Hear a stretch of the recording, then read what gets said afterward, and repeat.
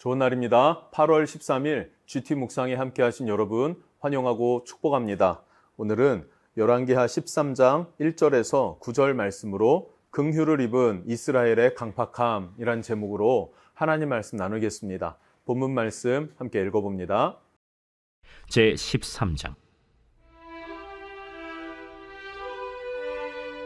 유다의 왕 아하시아의 아들 요아스의 제23년에 예후의 아들 여호아하스가 사마리아에서 이스라엘 왕이 되어 17년간 다스리며 여호와 보시기에 악을 행하여 이스라엘에게 범죄하게 한 느밧의 아들 여로보암의 죄를 따라가고 거기서 떠나지 아니하였으므로 여호와께서 이스라엘에게 노하사 늘 아람 왕 하사엘의 손과 그의 아들 벤하닷의 손에 넘기셨더니 아람 왕이 이스라엘을 학대함으로 여호아하스가 여호와께 간구하매 여호와께서 들으셨으니 이는 그들이 학대받음을 보셨습니다. 여호와께서 이에 구원자를 이스라엘에게 주시매 이스라엘 자손이 아람 사람의 손에서 벗어나 전과 같이 자기 장막에 거하였으나 그들이 이스라엘에게 범죄하게 한 여로보암 집의 죄에서 떠나지 아니하고 그 안에서 따라 행하며 또 사마리아의 아세라 목상을 그냥 두었더라. 아람 왕이 여호아하스의 백성을 멸절하여 타작마당의 티끌같이 되게 하고 마병 50명과 병거 10대와 보병 10,000명 외에는 여호아하스에게 남겨두지 아니하였더라. 여호아하스의 남은 사적과 행한 모든 일과 그의 업적은 이스라엘 왕 역대 지략에 기록되지 아니하였느냐. 여호아하스가 그의 조상들과 함께 잠에 사마리아에 장사되고 그 아들 요아스가 대신하여 왕이 되니라. 13장에서는 다시 북이스라엘의 이야기로 돌아오게 됩니다. 남유다와 북이스라엘의 왕들이 계속 반복되다 보니까 우리가 헷갈릴 수 있는데요. 이것을 좀 검색을 해서 왕조의 이름들을 이미지 파일로 검색을 하면 쉽게 찾아볼 수가 있습니다. 한 번씩 확인하면서 말씀을 따라오시면 도움이 될 것 같습니다.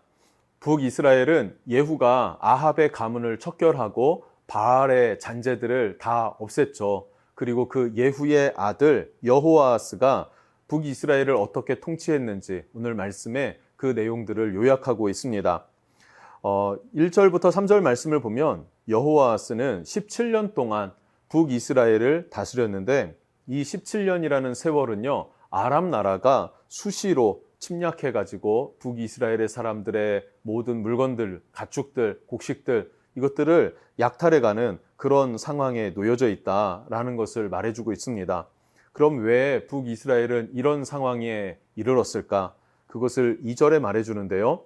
여호와 보시기에 악을 행하여 이스라엘에게 범죄하게 한 느밧의 아들 여로보암의 죄를 따라가고 거기서 떠나지 아니하였으므로 라고 말하고 있어요. 17년 동안 북이스라엘이 고통을 당하고 괴롭힘 당하는 이유가 무엇이라고 합니까?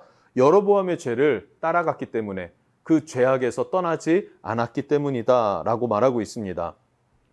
본래 이스라엘은 하나님의 울타리 안에서 보호받는 백성이죠. 그런데 하나님의 울타리를 벗어난 백성이 되어지면 어떻게 됩니까? 하나님의 울타리를 벗어나면 하나님의 보호 밖으로 나아가게 되는 것이고요. 하나님 보호 밖으로 나아가게 되면 뛰쳐나가면 이방 많은 나라들에게 고난을 당하고 고통을 겪는 것, 이것은 하나님께서 이미 약속하신 내용이었고요. 그리고 역사를 통해서 알 수 있는 내용이 되죠. 그럼에도 불구하고 이스라엘은 하나님의 울타리를 벗어났더라. 그리고 도움을 받지 못하는 상태가 되었고 그렇게 침략을 당하고 약탈을 당하는 주변 나라가 쉽게 침탈하는 나라가 된 그런 상태를 말해주고 있습니다. 이어서 4절, 5절 말씀을 보면요. 그런 이스라엘에게도 하나님께서는 긍휼을 베푸신다라고 하는 하나님의 성품을 우리는 찾아볼 수 있는데요. 4절입니다. 아람 왕이 이스라엘을 학대함으로 여호아하스가 여호와께 간구하매, 매우 중요한 부분이에요. 여호아하스 왕이 하나님께 간구했다, 기도했다라고 말하고 있습니다. 이것이 매우 중요한데 왜 중요하냐면 이스라엘의 역사에서 단 한 명의 왕도 하나님께 기도한 왕이 없었습니다. 그런데 이 여호아하스가 하나님께 기도했다라고 성경은 말하고 있어요. 그러나 또한 성경이 말하는 것은 무엇이냐면 이 여호아하스는 상황에 몰려서 하나님께 기도한 것이지 그 마음을 하나님을 향하여서 하나님을 경외하는 자로 돌아선 것은 아니었다라는 것입니다. 즉 하나님을 이용하는 가증한 마음, 하나님을 의지해 보려고 하는 가증한 마음으로 하나님을 향하였고 또 하나님께 기도하는 것이었습니다. 그럼 하나님께서는 이 기도를 물리치시고 거부하셔야 되는데 하나님께서는 학대받는 이스라엘을 보셨습니다. 그리고 여호와스 왕의 기도를 들으셨죠. 그리고 구원할 한 사람을 보내주시고 그 구원할 한 사람을 통해서 승리를 주셨다라는 것이 오늘 말씀입니다. 매우 중요하지 않습니까? 이것이 바로 하나님의 성품이죠. 우리를 향한 하나님의 성품은 사랑이 끝이 없으십니다. 무한하십니다. 무한한 사랑으로 우리를 받아주시는 하나님. 그리고 아시지만 우리가 하나님을 향하여서 전심이 아닌 것도 아시고요. 또 일시적인 것도 아시고요. 지금 내 상황이 여의치 않으니까 하나님을 기대 보는 것이라는 것 또한 주님은 아십니다. 그러나 알고도 속아주시는 분이 하나님이시고 긍휼을 베푸시는 분이 하나님이시다라는 것을 여러분 기억했으면 좋겠어요. 그래서 우리도 때로는 하나님의 긍휼이 필요하지 않습니까? 하나님의 은혜가 우리의 삶에도 필요할 때가 있습니다. 그러면 하나님께 나아가 우리도 기도한다면 하나님께서 우리에게 은혜를 베푸시고 긍휼을 베풀어 주실 것입니다. 그런 은혜가 여러분의 삶에도 넘쳐날 수 있기를 주님 이름으로 축복합니다. 6절 말씀입니다. 그들이 이스라엘에게 범죄하게 한 여로보암의 집에 죄에서 떠나지 아니하고 그 안에서 따라 행하며 또 사마리아의 아세라 목상을 그냥 두었더라. 여호아하스의 죄가 무엇입니까? 그것은 하나님이 승리를 주셨는데 하나님께 기도하고 의지했는데 이제는 먹고 살만한 거예요. 그러니까 그 승리가 나 때문이구나, 우리 때문이구나, 되려니까 됐구나 라고 생각을 하는 거예요. 애초에 믿음 없이 기도했기 때문에 하나님의 응답이 와도 하나님의 응답인 줄도 모르는 것이죠. 하나님께서 한 구원자를 보내주셨는데 그 구원자가 앞으로 나눠지는 내용을 보면 자신의 아들입니다. 왕위를 이어받을 자신의 아들이에요. 그러니까 내 아들이 잘해서 승리했다라고 착각을 하는 것이죠. 하나님의 은혜라고 생각하지를 못하는 거예요. 은혜를 기억하지 못하는 백성은 하나님을 떠나고 망하게 되어져 있죠. 누구와 판박이입니까? 아버지 예후와 판박이에요. 아버지 예후도 하나님의 은혜 안에 있을 때에는 기억하지도 못했고 상상하지도 못했던 왕의 자리에 앉게 되었습니다. 그러나 하나님을 떠날 때 모압에게 요단 동편 땅을 모조리 뺏겨버리지 않습니까? 그리고 부분적으로 순종했기 때문에 부분적인 통치를 하게 된 것이에요. 그러나 그의 아들 여호아하스도 마찬가지로 그 아버지 예후의 그 영적인 습관을 따라서 악한 성품을 따라서 하나님을 온전히 섬기지 못하고 여로보암의 길로 행했다라고 성경은 말하고 있습니다. 여로보암의 길은요, 겉으로 보여질 때는 하나님을 예배하고 제사하는 것 같습니다. 하나님을 섬기는 레위인 같은 제사장도 있었습니다. 그러나 그들이 진짜 섬기는 것은 무엇입니까? 금송아지였고, 그리고 하나님이 정하신 레위인 제사장이 아니라 자원하는 자들 중에서 제사장을 세웠기 때문에 하나님의 법도와 율례를 제대로 알지도 못하고 하나님을 입에 담는 사람들이었던 것입니다. 그리고 가장 중요한 것은 여호와의 절기를 바꿔버렸어요. 절기를 지키는데 예루살렘으로 내려가지 못하도록 스스로 만든 절기를 지키면서 여호와의 절기라 그래요. 그러니까 완전한 이단이죠. 그러나 하나님에 대해서 입에 오르내리는 자들, 겉으로는 예수를 믿는 것 같지만 정말 그 마음 중심에는 사람 중심, 나 중심, 내게 이득이 되면 취하고 내게 이득이 되지 않는다면 하나님 앞에도 순종하지 않는 그러한 삶을 살아가는 자들, 헌신도, 희생도, 충성도, 봉사도 없는 그러한 오직 나만을 위해서 사는 삶, 그것이 바로 여로보암의 길인데 여호아하스가 바로 그 길로 행하게 되었다라고 성경은 말하고 있습니다. 여러분, 우리 인생도 마찬가지예요. 풀리지 않는 가문의 숙제가 혹 있지는 않습니까? 부모로부터, 할아버지로부터 똑같은 문제에 걸리면 넘어서지를 못하고 무너지는 거예요. 좌절하고 낙심하게 되는 거예요.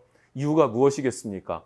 온전히 하나님을 의지해서 끊어내지 못한 것 아닌가 한번 돌아볼 필요는 있습니다. 반복되는 그런 절망과 낙심을 끊어내고 이겨내는 은혜가 있기를 주님 이름으로 축복합니다. 7절 말씀을 보면 이제는 아람 나라가 독이 올랐어요. 독이 올라서 이스라엘을 아예 멸절시키려고 총력 전투를 준비하고 쳐들어옵니다.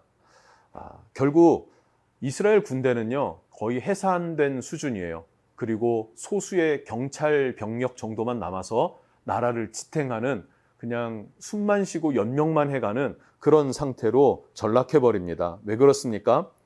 다시 죄악의 길로 돌아섰기 때문에 그 결과입니다. 하나님의 보호하시는 울타리를 벗어났기 때문이죠. 예수님도 이러한 상황을 말씀하세요. 마태복음 12장 45절 말씀을 보면, 이에 가서 저보다 더 악한 귀신 7을 데리고 들어가서 거하니 그 사람의 나중 형편이 전보다 더욱 심하게 되느니라. 이 악한 세대가 또한 이렇게 되리라. 이제는 전보다 더 상황이 어려워졌습니다. 아람의 공격은 더 거세졌고 이스라엘은 진짜 풍전등화의 상태가 되었다라는 것이 성경의 기록입니다. 누가 이렇게 만들었습니까? 여호아하스 왕이 하나님을 온전히 섬기지 않았고 하나님의 울타리를 벗어났기 때문에 하나님의 보호도, 하나님의 긍휼함도 버렸기 때문에 이런 일들을 당하게 됐다는 사실이 있죠. 우리의 삶도 마찬가지고요. 우리의 교회도 마찬가지입니다. 온전히 전심으로 하나님을 향할 수 있는 은혜가 있기를 축복합니다. 기도하겠습니다. 하나님, 우리가 이스라엘의 강팍한 마음을 보게 됩니다. 예후도 그러했듯이 그의 아들 여호아하스도 상황에 의해서 하나님께 기도는 했지만 그 기도의 응답은 하나님께로부터 왔다고 생각하지 않고 자신의 생각대로 여로보암의 죄를 따라갑니다. 얼마나 그것이 악하였고 또 하나님께서는 안타까움이 얼마나 컸는지 2절에서도 6절에서도 두 번이나 동일하게 느밧의 아들 여로보암의 죄를 따라갔다고 고발하고 있습니다. 하나님, 우리가 하나님의 은혜를 기억하지 못하고 망각하고 내 힘으로 내 인생을 영위하려고 하는 것은 아닌지, 내게 유익이 된다면 하나님의 말씀에 순종하지 않는 것은 아닌지 돌아보면서 우리는 이 강팍한 마음을 제거하고 부드러운 마음으로, 순전한 마음으로 하나님 앞에 설 수 있도록, 그 말씀에 순종하며 나아갈 수 있도록 우리를 이끌어 주시옵소서. 예수님의 이름으로 기도합니다. 아멘.